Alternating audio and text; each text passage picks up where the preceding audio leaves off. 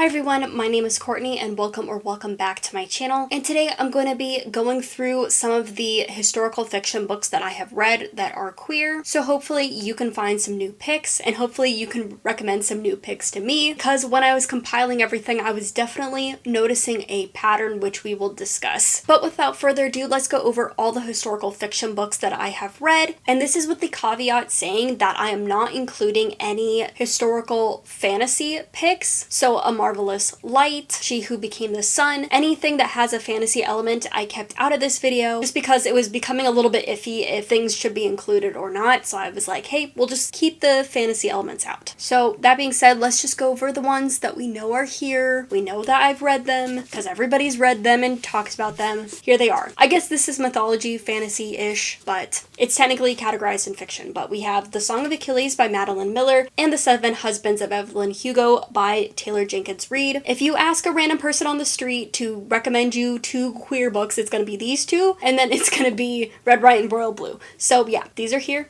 I don't think you need me to recommend them, but we have 50s Starlet, and we have a reimagining of the Trojan War. Very, very popular picks. I have read them. I did enjoy them at the time. So for this video, we are going to go in order of when they take place. So we're going to go at my earliest book all the way through to my technically newest read. So first off, we have All Out by Sandra Mitchell. This is a short story collection. It is young adult, and as a short story collection, it is a bunch of authors contributing their work to this book. So I have had mixed reactions to this series overall. Some of the stories have been really, really good, and most of them have been pretty mediocre in my opinion, but I do think that this is the best one in the series, and there were some standout stories for me. My favorite was by Melinda Lowe, and I believe that takes place in 1950s Chinatown, and I believe that is the start of where her novel The Last Night at the Telegraph Club came from. But yeah, this will give you a taste of a bunch of different authors and a taste of a bunch of different time periods, so definitely worth a read for that aspect. One of the most popular genres in historical fiction is the Regency romance, Victorian romance, basically the bodice rippers. One of the kind of great subversions, in my opinion, I see it as a subversion, is us queer people putting our 2 cents into that genre and creating queer stories set in the backdrop of the Regency era. And so I have a couple different books that take place during that. So I have 2 Harlequin Presents books. Yes, they sometimes publish queer books. I have A Liaison with Her Leading Lady by Lotte R. James, and I have The Duke's Sister and I by Emma Claire Sunday. This takes place in like a theater troupe. One of them is a producer of the theater and one of them is a writer. And then I have a more traditional Regency where you're following a group of women. One of them is like a debutante and one of them is more roguish and not really following the rules. I really, really enjoyed this one. This one was just okay for me, but both of them are quick, they're snappy. One of the great things about Harlequins is that they're kind of just like sit down for an afternoon and read them, so they're really fun in that respect. The next book I have is Most Ardently, which is a Pride and Prejudice retelling. This is young adult, and it kind of follows the story of Pride and Prejudice, but our main character Oliver, who is a stand-in for Lizzie, is actually a trans man, and so it's kind of just a reimagining if Pride and Prejudice had a trans main character, and I really, really enjoyed this. I thought it was really excellently done. It followed a lot of the beats that you would expect for Pride and Prejudice, but it did its own thing as well, and I just really enjoyed this remix. Next book we have is Want You Like a Best Friend. I believe this is Victorian, so a little bit later than the Regency era. This is by Emma Albert, and this is more your traditional debutante, women getting into sticky situations and mischief as they fall in love. It's cute, it's a little silly, but I had a good time with it. So now we are going to be jumping from Victorian into the early 19th century, late 19th century, and the first book I have to talk about is The Color Purple by Alice Walker. I read this for school, and this was probably my first exposure to a same-sex couple in literature. Oh no, the school radicalized me. Actually, I don't even think this was a school read. I think I read it for fun because I knew of it as being a school read, but I believe it's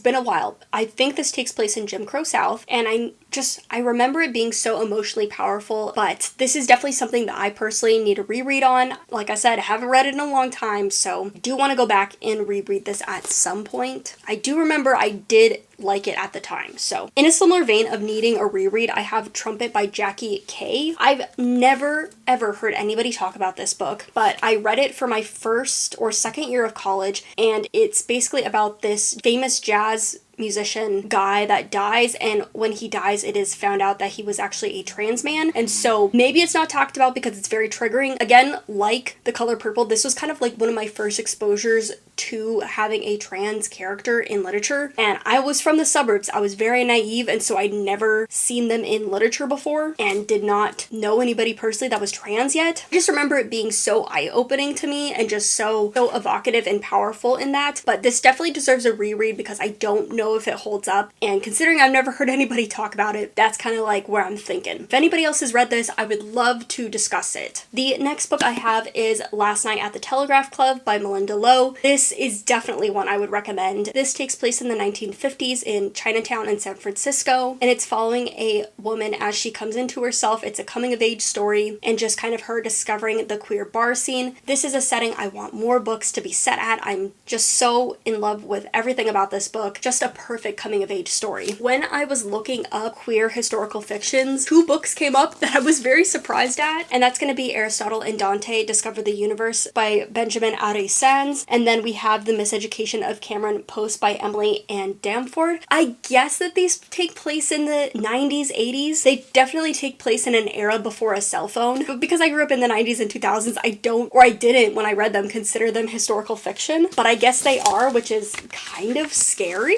But these are 2 of the first queer books that I read. I found them because of BookTube and I read them because of BookTube. I especially really loved Cameron Post. It really stuck with me. It is a coming of age story, and half of the novel happens at a queer conversion camp, whereas Aristotle and Dante is the friendship between these 2 boys. Both of those deserve some rereads because it has been a significant amount of time since I've read them, and I'm curious to know what I think about them now after I've read so many more queer books. I'm curious. Has anybody read them recently? And then my final queer historical fiction book that I have read that doesn't have fantastical elements is going to be Queerly Beloved by Susie Dunmund, and this takes place in the year 2013, 2014. It is a contemporary romance, but it is very much set in the historical moment of gay marriage being legalized, and so it's a very interesting read for that because it does have now a historical element to it, and it's definitely going to feel more historic as the years go on. It's weird to think of that as a historical fiction book, but it really is turning into one. I loved Queerly Beloved. It's cute,